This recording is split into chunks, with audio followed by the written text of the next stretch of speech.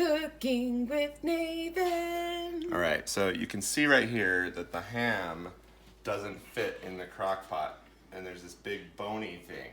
So, of course, get out your reciprocating saw, put in a nice clean blade, wash it off, make sure there's no dirt or grease, and then let's give it a shot, see how this works.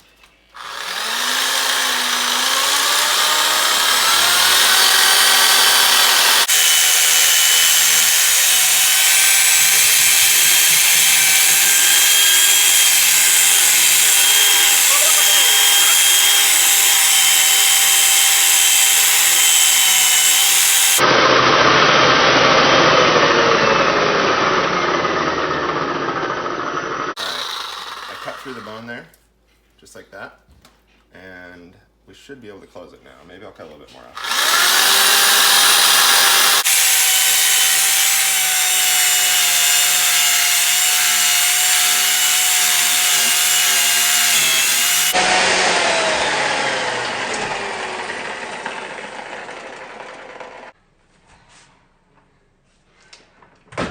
I need to hack at it a little bit now with something like this, but I think I got through the bone enough that I should be able to.